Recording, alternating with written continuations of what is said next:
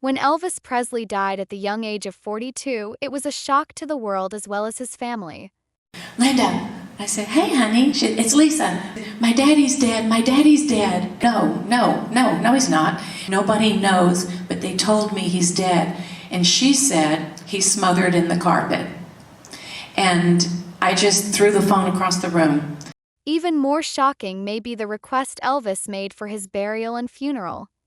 Years later, Elvis's maid revealed the request that only his close family knew. In this video, you'll learn what that request was and if it was fulfilled.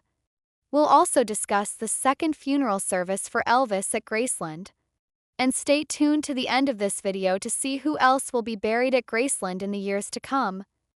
Nancy Rooks worked as a housekeeper at Graceland for 10 years of Elvis's life, from 1967 to 1977.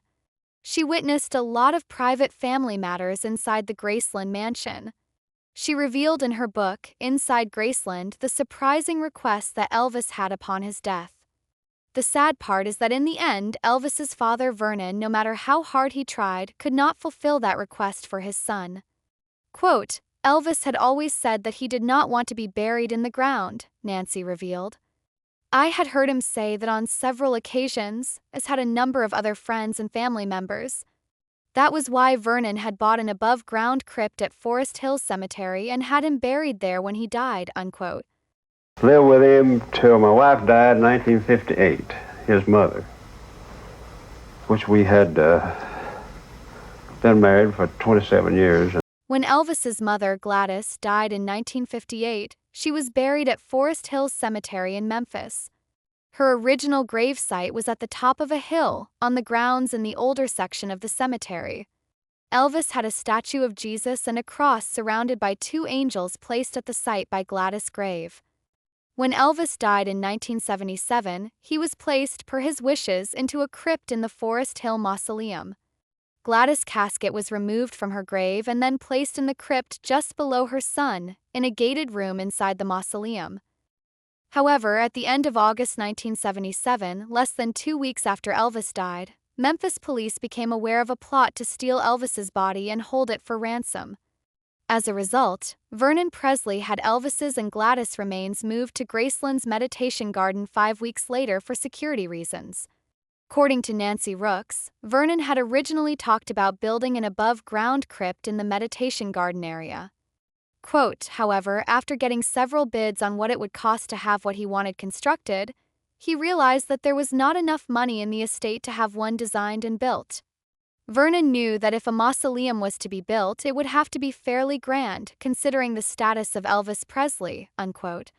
Another consideration was it would be much more difficult for someone to steal Elvis's grave buried in the ground versus breaking into a crypt. For Vernon, it was a tough decision to have Elvis actually buried in the ground because he knew that was not what Elvis wanted. Quote, he and Grandma had already decided that the meditation garden area was to become the final resting place, not just for Elvis and Gladys, but for the two of them as well, Nancy explained. He always liked this place down here, around the pool and this fountain area. So that's one of the reasons why I picked this place here. It was not an easy task to do. Vernon needed to get the property on Graceland rezoned to permit bodies to be buried there. Vernon was upset about how long it was taking and said to Nancy, Nancy, they don't seem to understand. I need to bring my son and his mama home. On Sunday, October 2, 1977, a small funeral procession was held at Graceland as Elvis's and Gladys's caskets were transported from Forest Hill to the meditation garden. Earlier that day, a small group of workmen had dug out the two openings in the ground for the burial plots. Some minor landscaping had to be done as well as the rerouting of some electrical lines. Vernon specifically planned for the area to have 2 additional graves for a total of 4 graves, which would include himself and his mother, Minnie Mae. 2 very large burial vaults were brought in to be placed in the grave sites. Nancy went to look at the open vaults before the funeral began. Quote, I was struck by how deep in the ground the vaults seemed to be, Nancy explained. I cannot explain what an eerie feeling it was staring into that open vault, knowing that was where Elvis was soon to be placed as his final resting place on this earth, unquote. In contrast to Elvis's original funeral, only a few close friends and family members were invited to this small informal service that took place around 7 p.m. Vernon, Aunt Delta and Grandma were seated in the folding chairs set up between the graves and the swimming pool area. 2 white hearses and 2 limos drove through the back gates of Graceland and pulled around to the front of the house. The moving of the caskets had been planned for the next day, but had been moved up one day after news reporters had found out about the plan. "I don't remember who conducted the service," Nancy recalled. "I just remember that it was very short and simple." Vernon had made the decision that the family had already endured more than enough heartache, and that this service would not be any longer than what decorum dictated. I think everybody is happy about it, you know. I think we're more at ease about it now since we got them here. And hopefully that it'll work out real good. Vernon had the statue of Jesus and the 2 angels moved to Graceland as well. He also had a small memorial plaque made for Elvis's twin brother Jesse, who died at birth. At the time, Vernon did an extensive search to find Jesse's remains with the intent to transfer them to Graceland, but was not able to locate Jesse's real gravesite. Vernon had bronze markers created with inscriptions to cover the full length of Gladys and Elvis's grave. In 1978, Vernon opened the meditation garden to the public free of charge with viewing hours between 9 a.m. and 4 p.m. That tradition is still held today that the public can go visit the Presley family graves for free.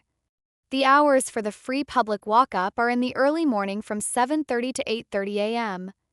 Vernon died in 1979 and Minnie May in 1980, and both were buried in the meditation garden as they had planned.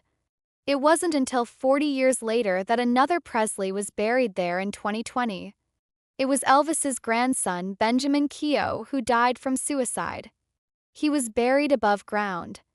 Then, in 2023, Lisa Marie Presley was buried there right next to her son. After Lisa Marie's death, it was revealed that Priscilla had requested to be buried at Graceland, with the approval of her daughter and also her granddaughter, Riley, who is now the sole trustee of Graceland. Although many fans don't understand why Elvis Presley's ex-wife would be buried at Graceland, the reasons become more clear now that Priscilla's daughter and grandson are buried there. Yes. And that will happen? Yes. As part of the settlement between Priscilla Presley and the Graceland estate now run by Riley, Priscilla, who recently turned 80 years old, will definitely be buried at Graceland.